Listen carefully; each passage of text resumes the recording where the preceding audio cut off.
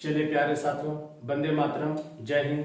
आप सभी विद्यार्थियों का एक बार फिर से आपका अपना YouTube channel circle point GK जेस पर एक बार फिर से स्वागत करता हूं।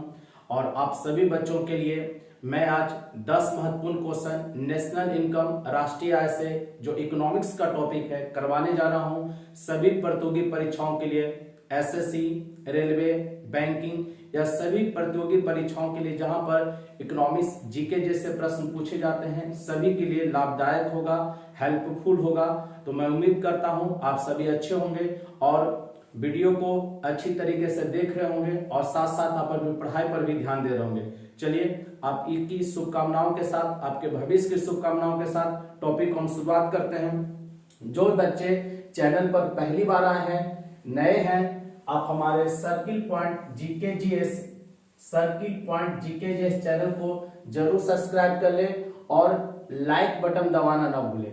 अगर आप लोगों का वीडियो से संबंधित कोई सुझाव हो तो कमेंट बॉक्स में जरूर लिखें, ठीक है, क्योंकि आपके सुझाव से ही चैनल आगे बढ़ेगा और आपको बेहतर कंटेंट दिलाने में मैं आपकी सहायता करूंगा। चलिए तो बढ़ते हैं। देख लीजिए, आगे बढ़ने से पहले देर से बनो पर जरूर कुछ बनो, देर से बनो पर जरूर कुछ बनो, क्योंकि लोग वक्त के साथ खैरियत नहीं हैसियत पूछते हैं। हाँ बच्चों, जब आपका ये जो समय अभी चल रहा है अगर ये गुजर जाएगा तो लोग आपसे खैरियत नहीं पूछेंगे कि आप कैसे हैं, बल्कि आपकी हैसियत से आपकी पहचान करेंगे।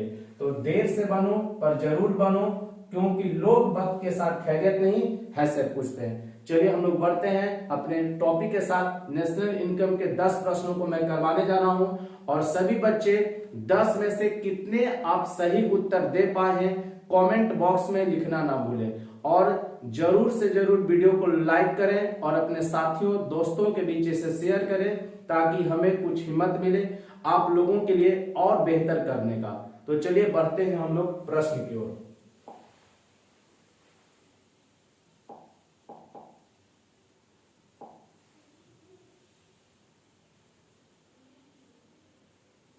चलिए बच्चों देख लीजिए, हम लोग अपना टॉपिक लिए हैं राष्ट्रीय आय, नेशनल इनकम, ठीक है।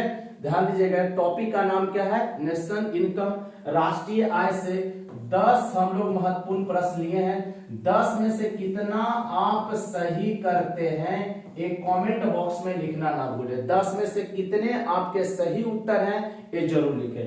पहला प्रश्न है, भारत में राष्ट्रीय आय की गणना किसके द्वारा किया जाता है? भारत में राष्ट्रीय आय नेशनल इनकम कौन निकालता है? देखेंगे, पहला ऑप्शन दिया है योजना आयोग, दूसरा वित्त मंत्रालय, तीसरा केंद्रीय सांख्यिकी संगठन और चौथा ऑप्शन है आपके सामने आरबीआई। तो इसमें सही उत्तर आप लोगों के द्वारा कौन होगा? सही आपने बोला केंद्रीय सांख्यिकी संगठन, जिसको शॉर्ट में हम लोग क्या कहते हैं, सीएसओ, सेंट्रल स्टैटिक ऑर्गेनाइजेशन। क्या कहेंगे? Central static organisation. ध्यान दीजिएगा, भारत में राष्ट्रीय आय निकालने का काम कौन करेगा? केंद्रीय सांख्यिकी संगठन, सेंट्रल स्टैटिक ऑर्गेनाइजेशन, ठीक है। आरबीआई आप जानते हैं ये बैंकों का बैंक कहलाता है। क्या कहलाता है? बैंकों का बैंक। आरबीआई क्या है? बैंकों का बैंक, जिसका स्थापना, अगर आरबीआई का स्थापना पूछेगा कब हुआ तो 1 अप्रैल 1935 को। आरबीआई का स्थापना कब हुआ था? 1 अप्रैल 1935 को। आरबीआई का मुख्यालय पूछेगा कहां है तो सही बोले बच्चों, मुंबई। कहां है? मुंबई। आरबीआई का मुख्यालय पूछेगा कहां है? मुंबई में है। केंद्रीय सांख्यिकी संगठन क्या करेगा? राष्ट्रीय आय मापने का काम करेगा। इसमें देखेंगे योजना आयोग है। क्या है? पहला ऑप्शन दिया था योजना आयोग। तो योजना आयोग का गठन आपसे पूछेगा कि कब किया गया तो पता होगा 15 मार्च 1950 को। योजना आयोग का गठन कब हुआ था? 15 मार्च 1950 को। योजना आयोग का गठन पूछेगा कब तो 15 मार्च 1950 को योजना आयोग का गठन हुआ था, लेकिन यह बंद कर दिया गया है। इसी के जगह आपके यहाँ क्या आ गया है? नीति आयोग। कौन सा आयोग आया हुआ है? नीति आयोग। कहेगा योजना आयोग के स्थान पर भारत में कौन सा आयोग चल रहा है? नीति आयोग चल रहा है, ठीक है, क्लियर है। चलिए अगला सवाल आपके लिए है, CSO का स्थापना कब हुआ? देखिए जो भारत में राष्ट्रीय आय का गणना करता है सेंट्रल स्टैटिस्टिक्स ऑर्गेनाइजेशन, इसका स्थापना कब हुआ था? तो मई 1951 में। कब हुआ था? मई 1951 में हुआ। CSO का स्थापना कब हुआ? मई 1951 में। लेकिन आपसे कह देगा CSO अपना पहला रिपोर्ट कब पेश किया था? 1955 में। रिपोर्ट की बात करेगा कि रिपोर्ट कब पेश किया ये अपना, तो 1955 में। 1955 में स्थापना, मई 1951, मई 1951। चलिए अगला तीसरा प्रश्न कहता है राष्ट्रीय आय लेखांकन का जन्मदाता किसे कहा जाता है? सभी बच्चे इसे कमेंट जरूर करें इस प्रश्न का उत्तर कि कौन होगा, ABCD में से। ठीक है, राष्ट्रीय आय लेखांकन का जन्मदाता किसे कहा जाता है? पहला ऑप्शन आपके सामने है PC महालनोबिस, दूसरा दादा भाई नौरोजी, तीसरा VK वीराम और चौथा साइमन कुजनेट्स, साइमन कुजनेट्स। तो राष्ट्रीय आय लेखांकन का जन्मदाता कौन होंगे? Simon Kuznets, Simon Kuznets. और भारत में पहला जो नेशनल इनकम निकाले थे वो दादा भाई नौरोजी निकाले थे। पहला नेशनल इनकम कौन निकाले? दादा भाई नौरोजी, दादा भाई नौरोजी। पहला नेशनल इनकम दादा भाई नौरोजी, जो कि भारत की राष्ट्रीय आय 20 रुपया बताए थे। कितना बताए थे? 20 रुपया। ये भी क्वेश्चन पूछा गया कई बार एग्जाम में कि भारत का जो नेशनल इनकम है सबसे पहले कौन निकालते हैं? दादा भाई नौरोजी। लेकिन यहाँ पर राष्ट्रीय आय लेखांकन का जन्मदाता, तो आपका सही उत्तर हो जाएगा D, option number D, Simon Kuznets. हाँ, PC महालनोबिस के ध्यान दीजिएगा, सांख्यिकी का जन्मदाता। किसका? सांख्यिकी। और राष्ट्रीय सांख्यिकी दिवस 29 जून को, राष्ट्रीय सांख्यिकी दिवस 29 जून को इन्हीं के जन्मदिन के उपलक्ष्य में मनाया जाता है। कब मनाते हैं? 29 जून को मनाते हैं, याद रखेंगे 29 जून। ठीक है, 29 जून क्या मनाते हैं? राष्ट्रीय सांख्यिकी दिवस। किनके जन्म दिवस पर? PC महालनोबिस के जन्म दिवस पर। ठीक है, चलिए आगे बढ़ते हैं हम लोग। चलिए ध्यान दीजिएगा, चौथा प्रश्न हम लोग के लिए है कौन सा मंत्रालय राष्ट्रीय आय की गणना से संबंधित है? ध्यान देंगे सभी को इसका उत्तर करें कमेंट बॉक्स में कि कौन सा मंत्रालय राष्ट्रीय आय की गणना से संबंधित है। पहला ऑप्शन है वित्त मंत्रालय, दूसरा वाणिज्य एवं उद्योग मंत्रालय, तीसरा सांख्यिकी एवं कार्यक्रम क्रियान्वयन मंत्रालय और चौथा उपभोक्ता मंत्रालय। ठीक है, चारों में से सही उत्तर कौन होगा? सबसे पहले कौन बच्चे कमेंट करते हैं मैं देखता हूं। चलिए, तो इसका सही उत्तर आपका हो जाएगा सांख्यिकी एवं कार्यक्रम क्रियान्वयन मंत्रालय के द्वारा राष्ट्रीय आय का गणना किया जाता है। माने मंत्रालय, कौन मंत्रालय? तो सांख्यिकी एवं कार्यक्रम क्रियान्वयन मंत्रालय के द्वारा आपका राष्ट्रीय आय का गणना किया जाएगा। पांचवा क्वेश्चन आपके लिए बेहतरीन है, भारत में राष्ट्रीय आय की गणना का आधार वर्ष क्या है? बेस ईयर क्या है बच्चों? क्या पूछ रहा आपसे कि बेस ईयर क्या है, आधार वर्ष क्या है? ठीक है, तो आपको ऑप्शन दिया है 2004-5, 2011-12, 2001-2 और 2014-15। तो बच्चों सही इसका उत्तर क्या हो जाएगा? 2011 से 2012। बेस ईयर भारत का कौन सा है जो राष्ट्रीय आय का गणना होता है? उसका बेस ईयर है 2011 से 2012। ठीक है, हम लोग बढ़ते हैं अगले प्रश्न की ओर। मैं उम्मीद करता हूं सभी टॉपिकों में बेहतर तरीके से आपके इकोनॉमिक्स की क्लास में पढ़ाया हूं। 10 में 10 तो आपके सही होने ही चाहिए और कमेंट बॉक्स में जरूर आप लिखें कि आपका कितना उत्तर सही हुआ था। ठीक, चलिए आगे बढ़ते हैं हम लोग।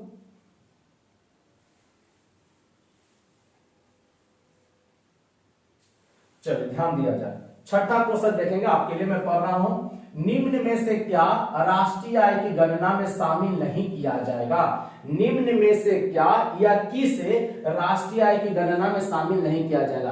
राष्ट्रीय आय की गणना में हम शामिल किसे नहीं करेंगे, वही हमसे प्रश्न पूछ रहा है। पहला देता है मध्यवर्ती वस्तुएं, दूसरा लॉटरी या जुआ जो हम लोग करते हैं उससे प्राप्त आय, माँ द्वारा बच्चे की सेवा, जो माँ बच्चे की सेवा करती है, घरेलू महिलाएं जो बच्चों की सेवा करती है, चौथा सरकार द्वारा अस्पताल पर खर्च, सरकार द्वारा कहां खर्च? अस्पताल पर जो खर्च होता है। ठीक है ना, तो आपसे पूछ रहा है कि कौन है जो राष्ट्रीय आय में शामिल नहीं किया जाएगा। ठीक है, तो ध्यान देंगे मध्यवर्ती वस्तुएं राष्ट्रीय आय में शामिल नहीं होती है। इंटरमीडिएट गुड्स आपके राष्ट्रीय आय में शामिल नहीं होगा। लॉटरी से जो आय प्राप्त होगा ये भी राष्ट्रीय आय में शामिल नहीं होगा। माँ जो बच्चों की सेवा करती है, जो घरेलू सेवा है, ये भी आपको राष्ट्रीय आय में शामिल नहीं होगा। केवल कौन हो जाएगा आपका, ध्यान दीजिएगा, ये शामिल नहीं होगा। तो 4 जो है, ध्यान दीजिएगा, सरकार द्वारा अस्पताल पर खर्च, सरकार द्वारा अस्पताल पर खर्च ये शामिल होगा। तो आपसे पूछ रहा कि कौन शामिल नहीं किया जाएगा, तो पहला, दूसरा, तीसरा, पहला, दूसरा, तीसरा देखेंगे ऑप्शन नंबर कहां है, 4 में। तो ये आपका सही उत्तर हो गया। फिर से राष्ट्रीय आय में क्या शामिल नहीं किया जाएगा, गणना में किसको शामिल नहीं करेंगे, इंटरमीडिएट गुड्स को शामिल नहीं करेंगे, लॉटरी से जो आय मिलता है उसे शामिल नहीं करेंगे, माँ द्वारा जो बच्चे का सेवा होता है उस पर जो सेवा करती हैं, घरेलू काम करती हैं, वो शामिल नहीं होगा, सरकार द्वारा अस्पताल पर जो खर्च होगा वो शामिल होता है। तो आंसर क्या होगा, 1, 2 और 3। 7 नंबर क्वेश्चन देखेंगे, निम्न में से क्या राष्ट्रीय आय को मापने की विधि नहीं है, निम्न में से क्या राष्ट्रीय आय को मापने की विधि नहीं है। तो आपको बता दिया जाए, राष्ट्रीय आय मापने का जो विधि है वो केवल 3 विधि है। कितना विधि है, 3 विधि है। राष्ट्रीय आय मापने का विधि कितना है, कौन कौन है, आय विधि, व्यय विधि और मूल्य वर्धित विधि है। कौन कौन है, आय विधि, व्यय विधि और मूल्य वर्धित विधि। लेकिन आपसे पूछ रहा कि कौन नहीं होगा, तो निवेश विधि आपका सही उत्तर होगा। ध्यान दीजिएगा, कौन हो जाएगा, सही उत्तर आपका कौन होगा, निवेश विधि। ध्यान देंगे, फिर से आय विधि, व्यय विधि, मूल्य वर्धित विधि, ये 3 विधि ऐसा है जिससे राष्ट्रीय आय को मापा जाता है। लेकिन निवेश विधि आपको पूछ रहा है कि कौन नहीं है, तो आंसर क्या होगा, निवेश विधि। क्लियर है। चलिए, मैं उम्मीद करता हूं कि सभी आप लोग सही कर रहे होंगे। चलिए क्वेश्चन नंबर 8 पर बढ़ा जाए।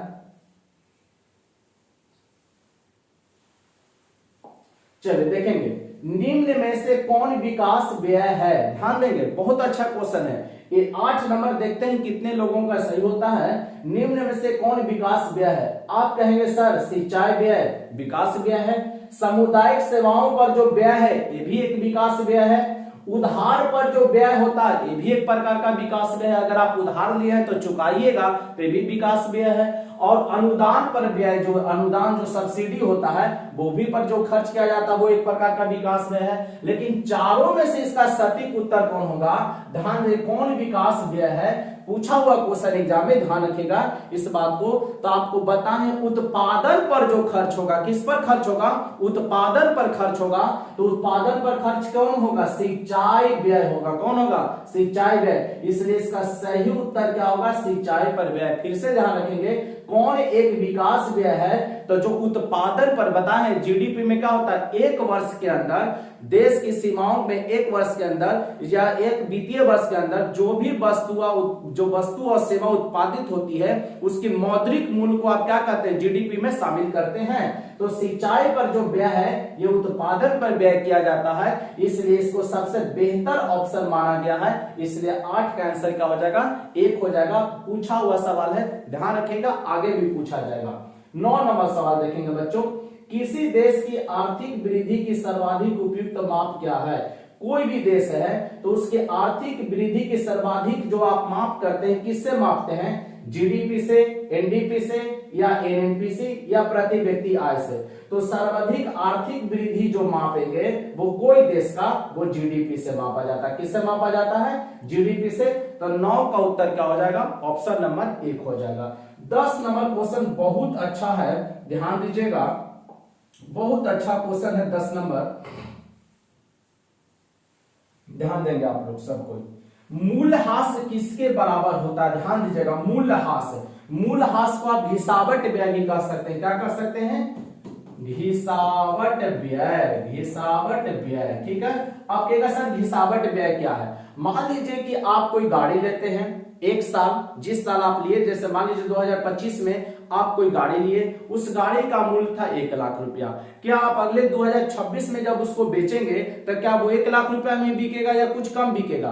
तो आप कहेंगे सर उसकी वैल्यू कम हो जाएगी, तो वो घिसावट व्यय माना जाता है। जब प्रोडक्ट का मूल्य कम हो गया तो वो क्या माना जाता है, घिसावट व्यय माना जाता है। तो इस तरह मूल्यह्रास किसके बराबर होगा।